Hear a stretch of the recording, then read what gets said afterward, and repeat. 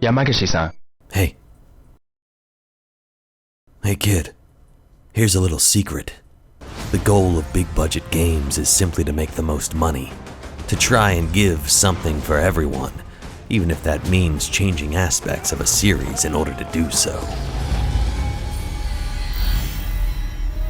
Hard to believe, I know. But in theory, the further away from a AAA development mentality a game designer gets, the more avant-garde the game concept is allowed to be, the more closely the project can follow its own set of rules. And this has never been more true, with digital distribution allowing game designers with a budget of about $11 to make their dream game where you play as a soldier's nostril hair during the Battle of the Somme. What I mean to say is that niche gaming has never been more niche. But somehow in 2000, a niche game ended up being a tentpole fall release for Sega's newly released Dreamcast. Shenmue, Yu Suzuki's revenge tale starring a stoic 18-year-old boy in a small Japanese town, was both the most expensive game to develop at the time and a bold, unique cult classic from the moment it released. Close to 20 years later, Shenmue remains ahead of its time, both in its design as well as its adherence to the vision of its creator. So what makes Shenmue so beloved? And why does its mention still conjure vivid, warm memories in the hearts and minds of its fans? Hey, let's talk about Shenmue.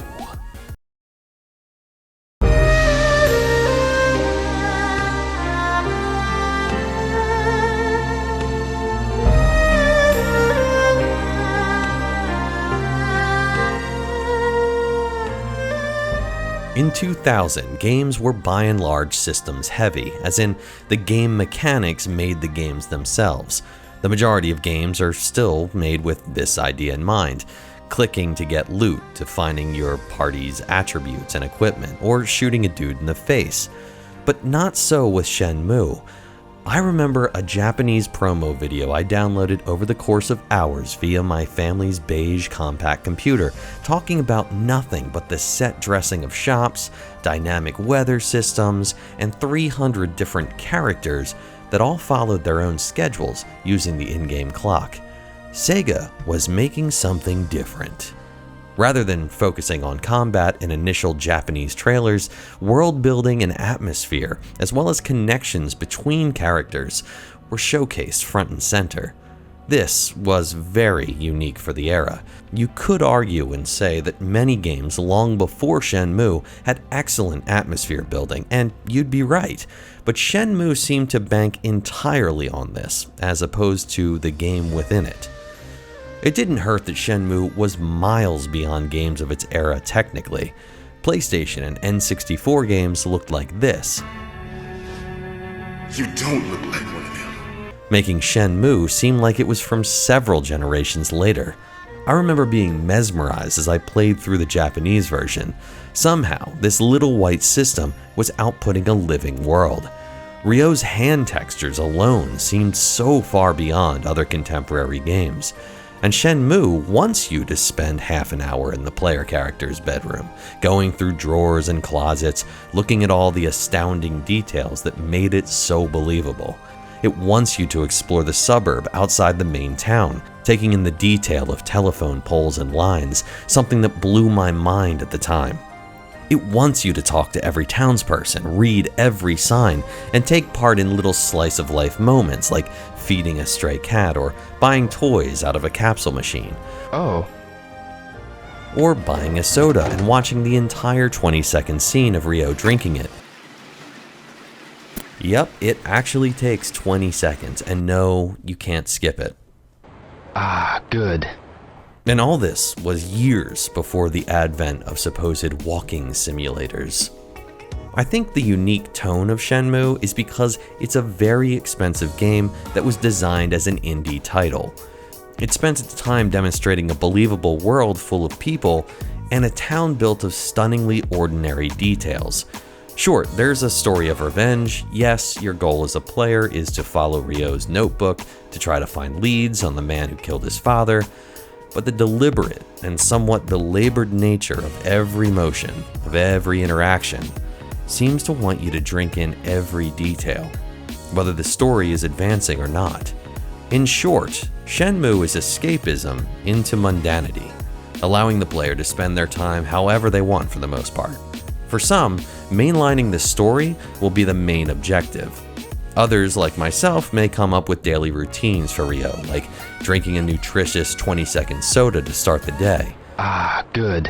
Visiting a few townspeople, specifically the weird, Rasta-inspired Japanese hot dog man Tom. I heard about your father. I'm sorry. Have one of my special dogs. It'll perk you up, I bet. Thanks. I'll have one next time. Picking up food for the kitty. Come again, yo. Feeding the kitty. Wow, she's eating. All while nudging the story forward slowly. Did you see any men in black suits? The day of the incident? You mean the day it thundered, right? Also, the game's use of constant music that changes based on the weather and story while you explore Debuita gives it so much atmosphere. You end up having these slow, impactful moments of walking home at night that come out of nowhere because of a certain track playing quietly in the background.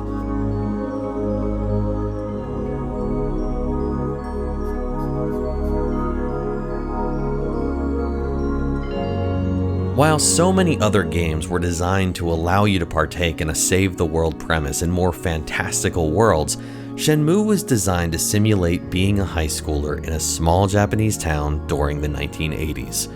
And maybe it connected with me at the time I first played it because that's exactly what I wanted. To explore a new culture all on my own from the comfort of my bedroom. To be a digital tourist who didn't understand the language. このガチャガチャ、次で当たりが出そうなんだ。ねえ。 But to have an avatar doing the talking for me. 達也はいつもそんなこと言ってるな。悪いけど急いでるんだ。 To go from an awkward 14-year-old to a self-assured Japanese boy that people in town seem to like a lot. Hey, Ryo. Oh, hello, Ryo. Hello, Ryo.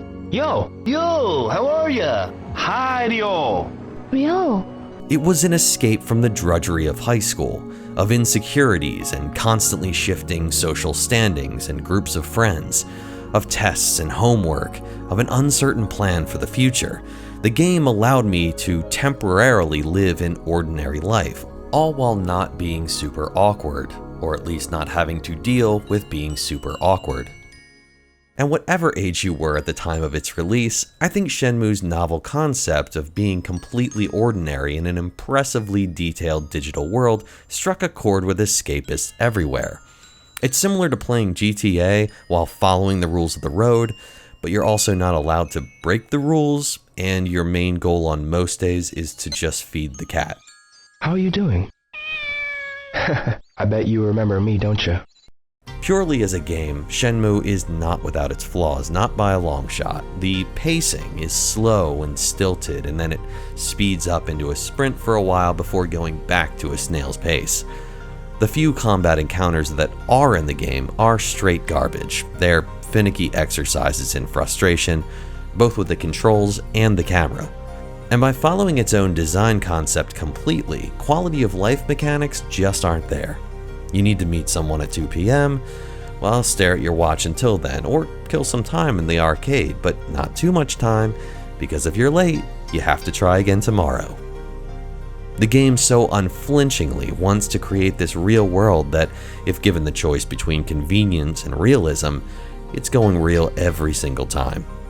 Rather than being seen as blemishes on Shenmue's surface, however, these serve to further commit to what I believe to be its ultimate goal, to completely engulf the player in its world and logic, to be forced to keep an eye on the in-game watch, to have moments of quiet exploration punctuated with QTE or janky free battle fights, to form connections with the digital characters that exist within its world, which, granted, isn't easy, especially with the English voiceovers.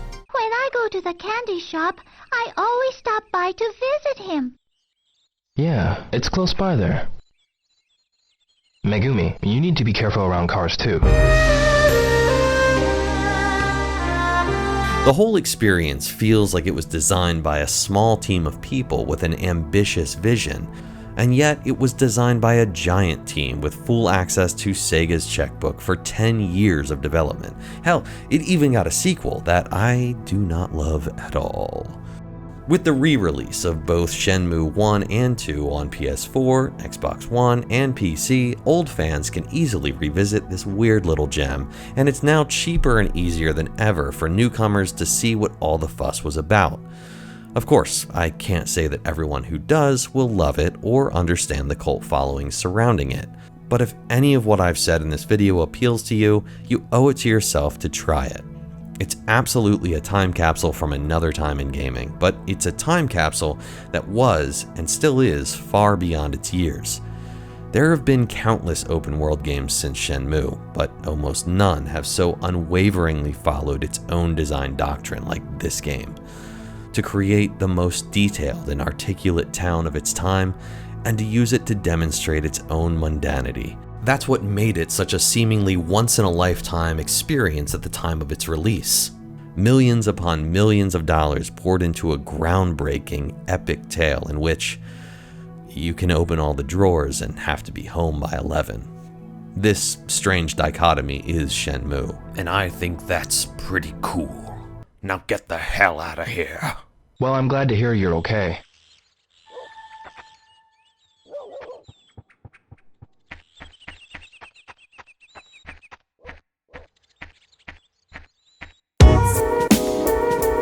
Thank you so much for watching this video. I am Taylor, the Ghost Machinist. I want to give a special thank you to everyone who came to my channel. Thanks to the shout out from Layman Gaming. I'm a big fan of those guys, and it was totally surreal to have that happen on the first video I put out. So thank you to them. Thank you to you. If you're not already subscribed, think about subscribing.